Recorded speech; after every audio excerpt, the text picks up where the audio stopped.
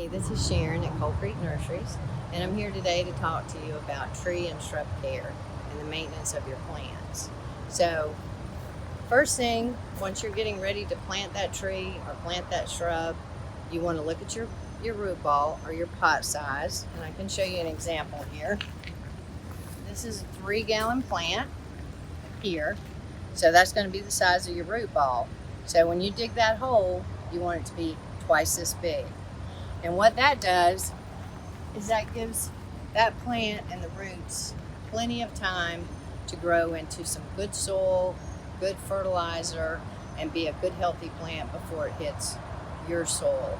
Our native soil here is very poor, so you need to make sure that you put these amendments in with your plant, with your tree, your shrub, whichever one. It's all basically the same. So you want to add topsoil, you want to add peat moss, and then you want to add some type of fertilizer. And my favorite is, I can't believe it's chicken manure, so that's a great one to use. You will do 2/3 of your topsoil and 1/3 of the chicken manure. And you mix that up really well. You bust up your root ball because you want to make sure those roots are free to start growing out of that pot. They've been in that pot, so those roots are going to have circled in there. So you want to just cut or score those and on the bottom of the plant, so those are ready to grow out into your soil. After you do that, you put your soil down. You want to sit your pot in there, and you want to make sure that the top of that root ball is level with your ground, or it can be a little bit higher. If you're planting in sand, it can be level. If you're planting in clay, it needs to be about 1 inch to even 2 inches higher than the level of your ground around it. You can always mulch over that so it doesn't look like it's sticking up out of the ground. After you've done that, you're going to want to water that plant in well. You're going to want to water around the roots of the plant, get that soil and everything, because that root ball needs to be fully saturated after you plant it. So that's mainly what you need to do. After about 4 to 6 weeks, since you've already put fertilizer in your hole, 4 to 6 weeks later, you're going to want to top dress it with fertilizer. We have a wide selection of fertilizers for you to use after you've planted your shrub or your tree. You can use anything from a slow release to a quick release. And for those of y'all who like everything to be organic, we have a great product here that's made by Espoma. This is also great in starting your plants. We have one that's called Biotone Starter Plus. This actually goes in the hole when you first plant your tree or shrub, and this attaches to the roots, and this actually gives your plant a chance to really thrive and grow.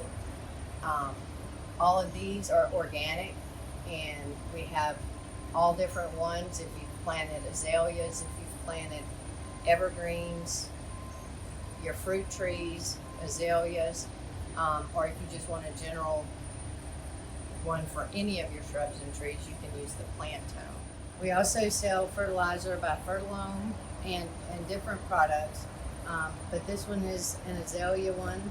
This one is for your roses, and this is just a general tree and shrub. You can use this on anything. One of my favorites, though, is the one that tells you it has a systemic in it. What that means is this has an actual insecticide in it that goes into the ground. The roots take it up into the plant, and this protects your plants from all types of insects, from aphids, whiteflies, mealybugs, and that just gives your plant a better chance of survival. Also keeps you from having to spray your plants. So you've picked out your tree, you've picked out your shrub, you've got it planted, you've watered it in, and now you need to keep that plant alive. So my best recommendation, this is how I look at it, is if you're thirsty and you're outside, your plant's probably thirsty. So when you first plant that tree or shrub, you need to make sure that you keep it watered. It needs to be watered consistently. By consistently, I mean every day or every other day, especially during the hot season. Don't go water it on Sunday for 2 hours. that doesn't help the plant. So you're going to make sure that you water that root ball, and I'll give you a good example of a plant here. You see how big this shrub is. So if I go to water this shrub and I'm watering it like this, I'm not watering this, which is the root ball. That's what has to be wet, not this. So you need to make sure you get up under there, or you have a good drip system. Any of those will help if it's under irrigation. After your irrigation has run, go check a couple of your plants. Stick your hand down in there and see if it's actually wet all the way down in there, and that way you'll know you're watering sufficiently.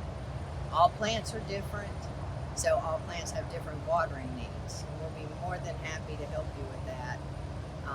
Just come in with your question, come in with which plant you have, and we can let you know whether you're watering it too much or not watering it enough. Another good way to check your water is to take a pie tin, stick it on the ground beside your plant. When you're through, when your irrigation is finished, go out and see how much water is actually in that pie tin, and you'll see how much water you've actually put into the ground. So if you have any questions or any concerns about your plant care, if you're doing the right thing, the wrong thing, or if you need to change something up, just come down to Cold Creek. We are more than happy to help you figure it out.